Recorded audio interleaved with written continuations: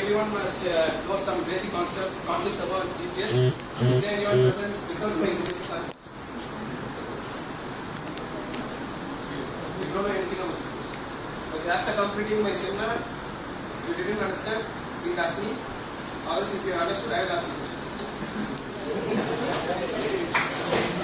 These are the contents that we are going to see.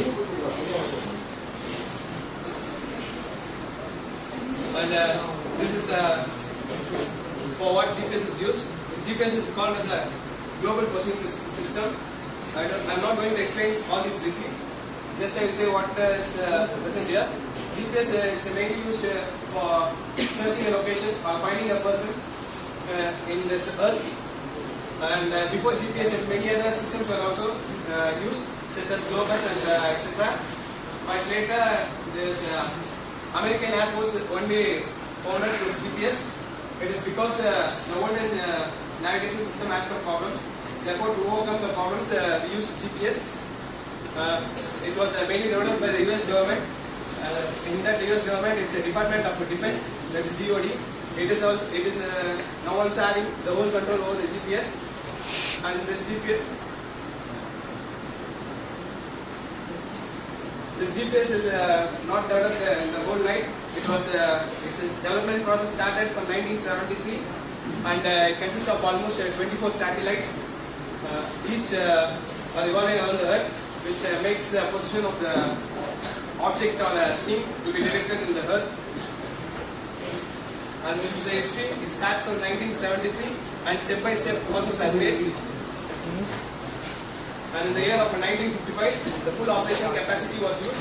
This is the period when US government had handed over the GPS facility to all the other users, private users, and they have contributed major development for this GPS.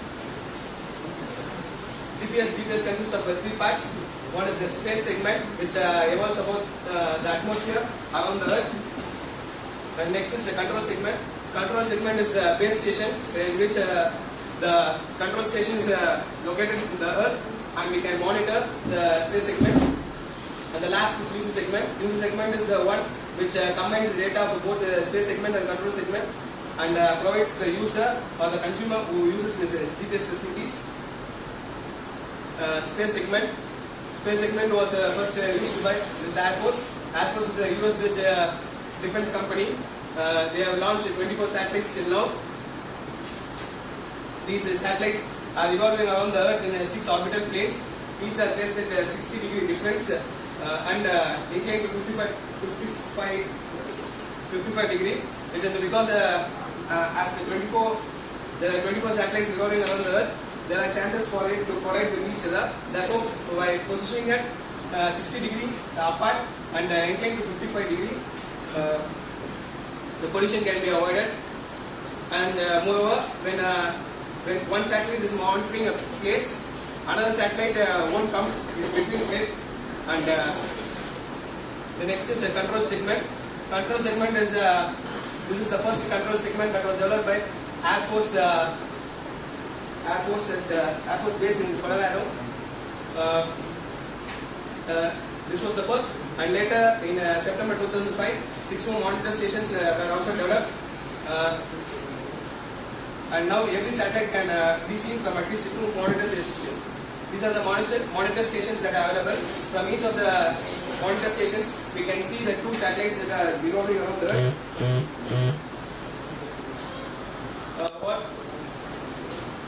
What does this master control segment control station do means? It uploads the ephemeris and the clock data.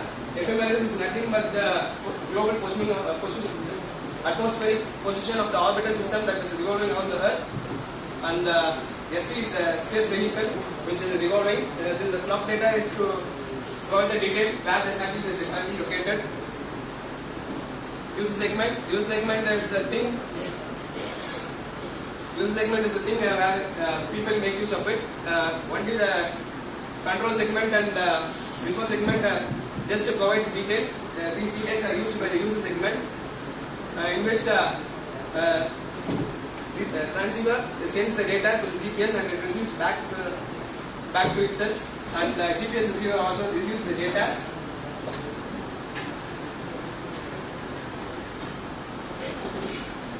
GPS user segment. GPS user segment. GPS user segment consists of three parts. One is the surveying, recreation, and navigation. Surveying is also done by GPS. It's used for calculating the total population in the Earth. And the recreation is for creating new ideas.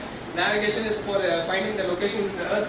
Nowadays in mobile phones also this navigation property is used. Therefore with a GPS receiver, the person can track the location where you have to move on. GPS receivers convert the satellite signals into position, velocity and time estimates. Position is the global position. Velocity is the speed or rate at which it moves, and the time estimation is the differences between the receiver and the sender. 4 satellites are required to compute 4 dimensions. That is, while 3 satellites display the 3D dimension of a satellite of an object, and the last one calculates the time difference between each object. Time frequency distribution, time and frequency. Time is the thing at the given spot of time where the object resides, and the frequency is the moving speed.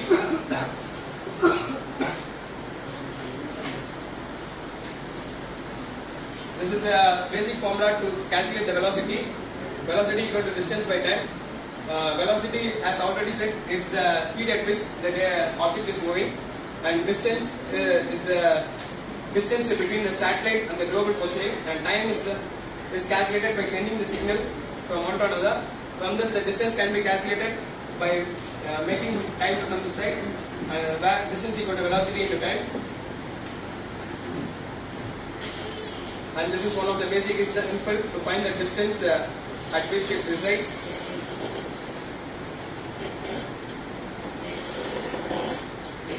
Satellite signals. Satellites transmit signal to find the global positioning. Each satellite has their own signal. It continuously sends on the signal to the next one. The receiver has a copy. This is the sending signal time and the receiving signal time.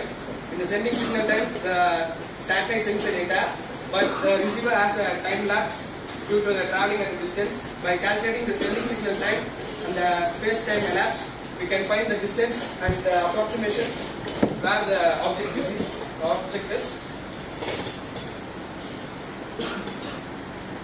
The next we come to GPS calibration.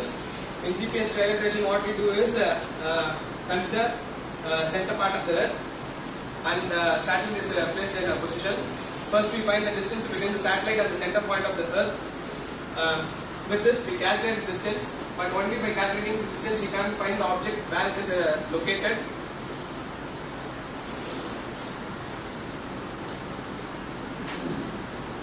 See, by using a single satellite, this is the position which we get. It just spots the entire location where the object may reside, but it can't give the full location or the particular location in which the object is residing. By using 2 satellites, the point is here is a satellite and here is one, and both give the direction in which it locates. And this gives this red circle, the satellite gives the blue circle. The interconnection between both the circles gives the 2 points where it tells that the object can reside between the range of A and B.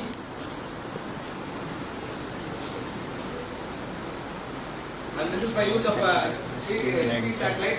In this 3 satellite, the same thing happens, but one more satellite also points the position. By this, where the 3 points of 3 satellites collide, that is the accurate position in which the object resides. And these are the topics that I am going to be covering in the next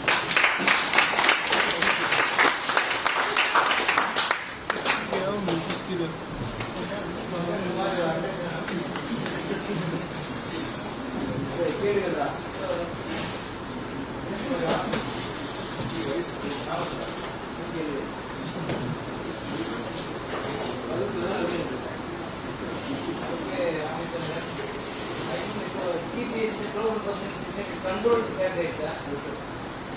What about GPS system in Google Earth?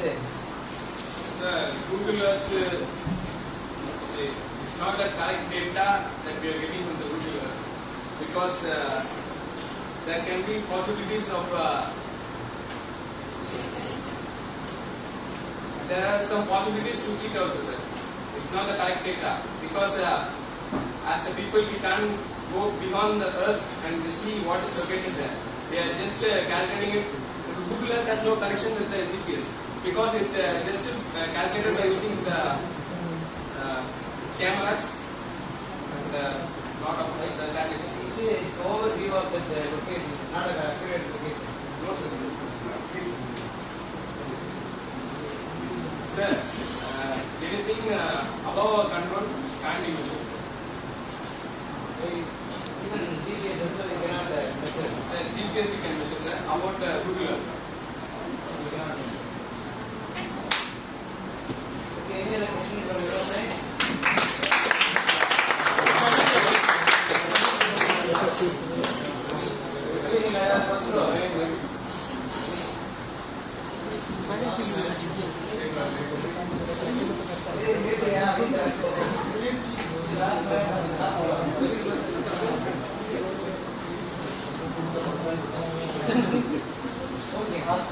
Okay.